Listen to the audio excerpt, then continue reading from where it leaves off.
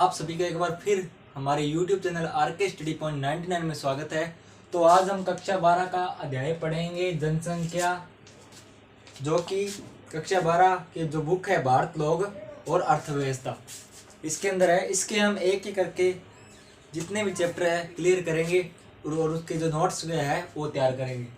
आपको बता दूं कि अगर आपने जो कक्षा 12 के जो विद्यार्थी हैं, अगर आपने अभी तक भी व्हाट्सएप ग्रुप जो हमारा ज्वाइन नहीं किया है तो आप इस नंबर पर मुझे एसएमएस कर सकते हैं। मैं आपको ज्वाइन जो लिंक है वो आपको मैं दे दूंगा या आपको उसके अंदर ऐड कर लूँगा। तो अब हम बात करते हैं जनसंख्या, जो ये चैप्टर है जनसंख्या, वितरण, घनत्व और वृद्धि और संगठन।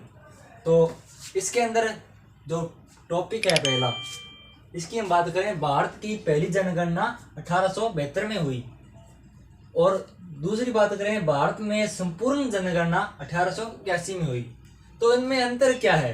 जो भारत में जो पहली जनगणना हुई थी उसके अंदर वो बहुत से ऐसे व्यक्ति थे जो छूट गए थे, जो कि जनगणना में शामिल नहीं थे। जो उसके बाद 1881 में जो जनगणना हुई थी वो पूरे भारत की जनगणना हुई थी। पूरे भारत के जो लोग थे उसके अंदर वो शामिल थे, वो ही सबसे क्या है बेस्ट मानी गई थी। और 1881 के बाद जो संपूर्ण जो जनगणना हुई थी 1881 में, उसके बाद हर 10 साल बाद जनगणना होती है। बात करें जनसंख्या वितरण, ये जो पॉइंट है जनसंख्या वितरण। अब जनसंख्या वितरण का अर्थ क्या है? किसी क्षेत्र में लोगों का फैलाव जनसंख्या वितरण कहलाता है। क्षेत्र माने स्थान, वहां पे रहने वाले जो लोग हैं, जो जनसंख्या है, ठीक है। अब बात करें जनसंख्या वितरण को प्रभावित करने वाले कारक कौन से हैं। उसके दो कारक है, तो भौतिक कारक है और आर्थिक कारक। भौतिक कारक के अंदर क्या क्या आता है? जल, जलवायु, भू आकृति, मृदा। और आर्थिक कारक के अंदर क्या आता है? औद्योगिकरण, नगरीकरण और खनिज। अब जल, आपको मैं थोड़ा थोड़ा एक बार इसके बारे में बताता हूं, उसके बाद आपको लिखकर अच्छी तरीके से बताऊंगा। अब जल देखिए, अगर हमें कहीं पे रहना है, हम ऐसा स्थान देखेंगे जहां पे जल है या नहीं है। ऐसा तो नहीं है कि हम रहने जा रहे हैं जहां पर, ठीक है, हमने कोई स्थान या ढूंढा है जहां पे हम यही देखेंगे ना भी वहां पे जल है या नहीं है। ऐसा तो नहीं है कि वहां पे जल न हो और हम वहां पे रहना पसंद करेंगे, नहीं करेंगे। उसके बाद वहां पे जलवायु कैसी है, वहां पर ज्यादा गर्मी नहीं पड़नी चाहिए, ज्यादा ठंड नहीं होनी चाहिए, ऐसा हम वहां पे शुद्ध जलवायु वहां पे देखेंगे ना। उसके बाद बात आती है भू आकृति की। वहां की भूमि का आकार कैसा है, ढलान है या खाई है या पहाड़ों जैसी है। तो वहां की जो आकृति है, हम कहाँ पे रहना पसंद करेंगे? जहाँ की जो आकृति है, भू आकृति है, वो समतल होनी चाहिए, अच्छी सड़कों का जहाँ पे निर्माण हो सके। मृदा, वहां की मिट्टी कैसी है, किसान जो लोग हैं वो क्या है, अच्छी मिट्टी देखेंगे वहां पे उपजाऊ है या नहीं है। ऐसी तो नहीं है बंजर जमीन हो वहां पे किसान बिल्कुल नहीं जाएंगे, और वहां पे जाना कोई पसंद भी नहीं करेगा। औद्योगिकरण, वहां पे ज्यादातर लोग वहां पे जाते हैं, वहां पे रहना पसंद करते हैं जहां पे उद्योग हो, औद्योगिकरण हो। औद्योगिकरण होगा तो वहां पे उद्योग भी होंगे, उद्योग होंगे तो वहां पे रोजगार की सुविधा भी होगी। उसके बाद आती है नगरीकरण, जिसको हम शहरीकरण भी कहते हैं। अब नगरीकरण में सुविधाएं अच्छी होती है, स्वास्थ्य सेवाएं होती है, शिक्षा अच्छी होती है। उसके बाद बात करें खनिज, जहाँ पे खनिज ज्यादा पाए जाते हैं वहां पे लोग ज्यादा रहना पसंद करते हैं। कारण क्या है? क्योंकि अगर वहां पे खनिज होंगे तो खुदाई करने के लिए मजदूरों की आवश्यकता होगी। अगर मजदूर की आवश्यकता होगी तो ये तो कन्फर्म ही है, क्योंकि वहां पे रोजगार की भी सुविधा भी उपलब्ध होगी, नौकरियां मिलेगी। अब बात करते हैं जल की। हम इसके अंदर आपको कुछ पॉइंट लिखा देते हैं जो कि आप परीक्षा में लिख सकते हो। इसको मैं पहले रफ कर देता हूं, क्योंकि बोर्ड जो है छोटा है तो इसीलिए मैं लिख नहीं पाता हूं, तो इसको एक बार रफ करना ही पड़ेगा। आप वीडियो को रोक कर लिख लेना।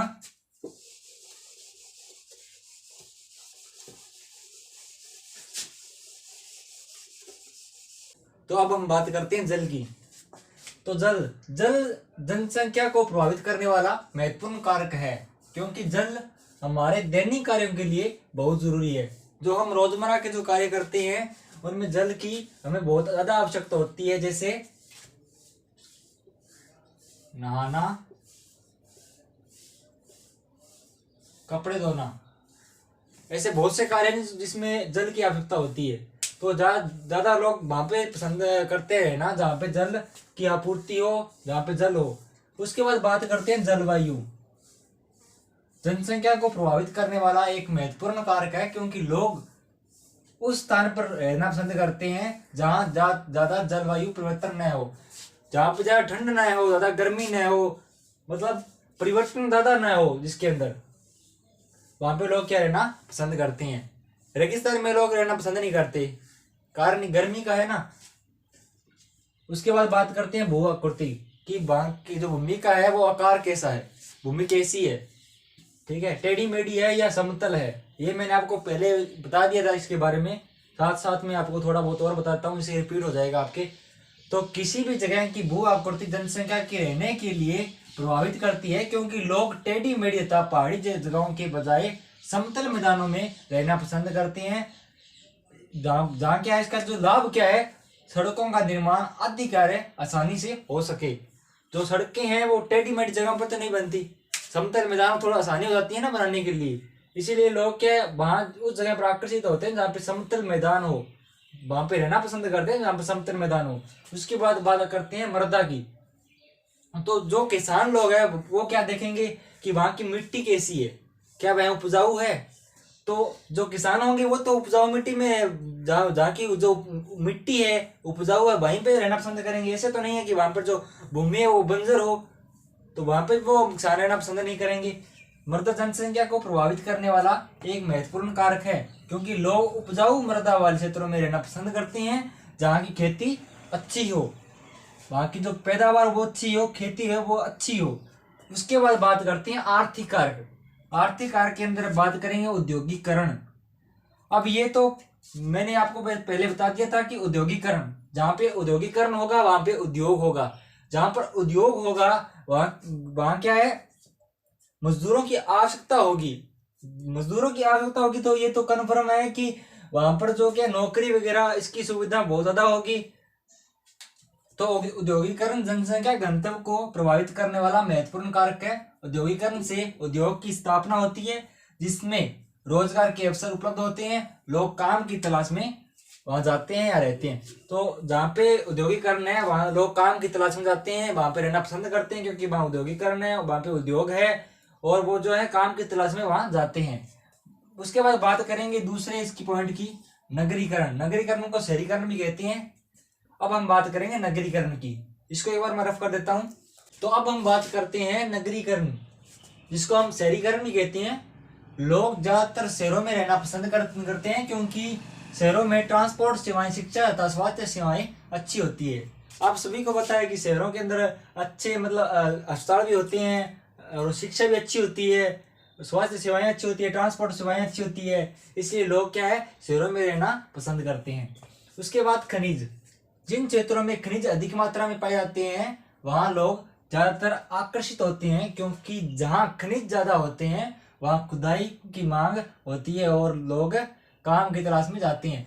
जहाँ पे जो खनिज के क्षेत्र है वहां पे लोग ज्यादा रहना पसंद करते हैं, क्योंकि वहां पर खनिज की जो खुदाई है उसके लिए श्रमिक चाहिए और इसकी मांग ज्यादा होती है और लोग काम की तलाश में वहां जाते हैं। उसके बाद जनसंख्या का घनत्व। इसका अर्थ, इसकी परिभाषा, प्रत्येक वर्ग किलोमीटर में पाए जाने वाले व्यक्तियों की संख्या को जनसंख्या घनत्व कहते हैं। अब भारत का जनसंख्या घनत्व कितना है, 382 प्रति वर्ग किलोमीटर। उसके बाद सबसे अधिक जनसंख्या वाला राज्य कौन सा है, बिहार। सबसे कम जनसंख्या घनत्व वाला राज्य है अरुणाचल प्रदेश। मध्यम जो है जनसंख्या घनत्व है जिसका है कौन सा राज्य है, गुजरात, आंध्र प्रदेश, असम। उसके बाद हम बात करें जनसंख्या की वृद्धि। तो इसकी हम परिभाषा देखते हैं। दो समय अंतरालों के संख्या में परिवर्तन जनसंख्या वृद्धि कहलाती है। अब ये जो परिवर्तन हुए थे जिसके अंदर, जिस जनगणना में 1901 और 1921 के बीच, 1921 और 1951 के बीच, 1951 और 1981 के बीच, 1981 से अब तक के बीच, अब ये हम आगे देखेंगे। तो अब हम बात करेंगे जो 1901 और 1921 के बीच और 1921 और 1951 के बीच 1951 और 1981 के बीच, 1981 से लेकर आज तक के जो जनसंख्या में जो परिवर्तन हुए हैं उनको क्या है, इन 4 चरणों के अंदर अलग अलग बांट दिया गया है। तो इसके अंदर जो पहली प्रावस्था है उसको हम देख लेते हैं, जो 1901 और 1921 के बीच थी। तो आपको जनसंख्या का जो वृद्धि की जो परिभाषा है वो मैंने आपको बताई थी, 2 समय के अंतरालों के बीच जो जनसंख्या का परिवर्तन है उसी को जनसंख्या वृद्धि कहा जाता है।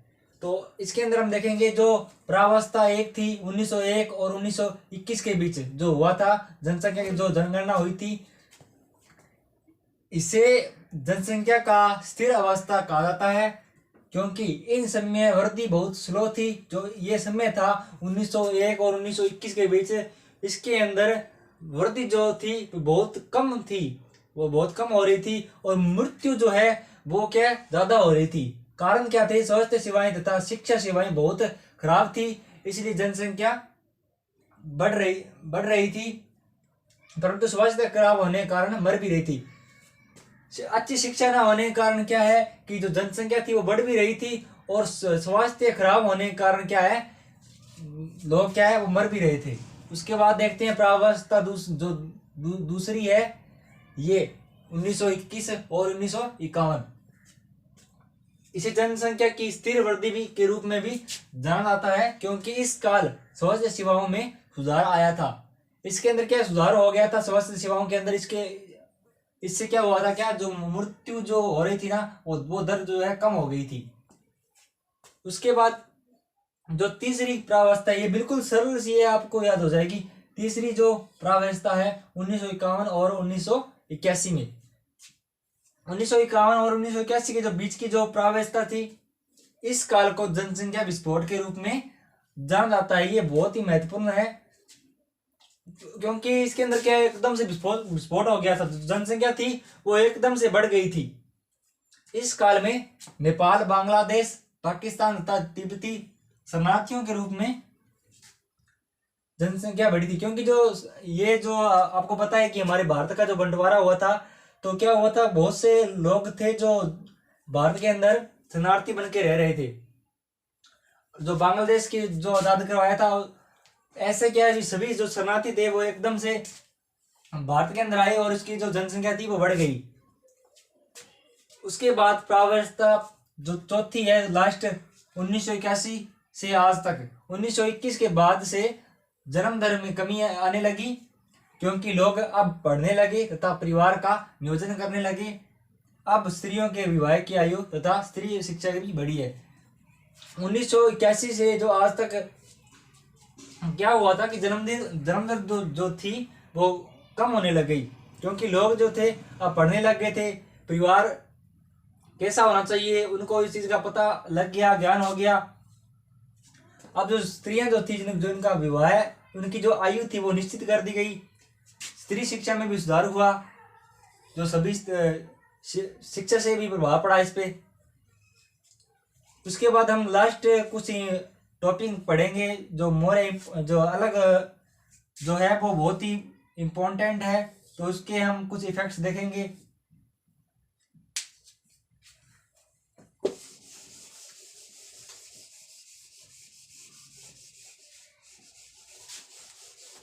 तो इसके अब आगे हम क्या देखेंगे कि जो सीमांत श्रमिक किसे कहते हैं और मुख्य श्रमिक किसे कहते हैं, उसको हम अच्छी तरीके से समझेंगे।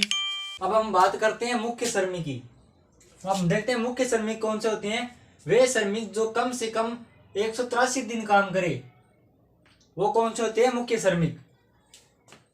अब बात आती है सीमांत श्रमिक की, तो वे श्रमिक जो कम से कम 183 दिन से भी कम दिन काम करते हैं वो होते हैं सीमांत श्रमिक। ये उसका उल्टा है मुख्य श्रमिक का। उसके बाद देखते हैं निम्न वृद्धि दर वाले राज्य कौन से हैं, तो केरल, कर्नाटक, मध्य प्रदेश, उड़ीसा। और उच्च वृद्धि दर वाले राज्य कौन से हैं, उत्तर प्रदेश, बिहार, पश्चिम बंगाल। तो देखिए जो शिक्षित होगा राज्य वो क्या है, वो उसकी जो संख्या है वो कम होगी, जो जनसंख्या होगी वो कम होगी। केरल शिक्षित है, इसकी जनसंख्या भी कम है। कर्नाटक हो गया, मध्य प्रदेश, उड़ीसा। और ये जो है राज्य है उत्तर प्रदेश, बिहार, पश्चिम बंगाल। ये क्या है, इनकी जो वृद्धि दर है वो ज्यादा है और दिनों दिन बढ़ती जा रही है। तो आज के लिए बस इतना ही है। मैंने जो इसका चैप्टर क्लियर करवा दिया है भूगोल का, तो जल्दी ही हम इसका जो दूसरा अध्याय है वो आपके लेकर आएंगे।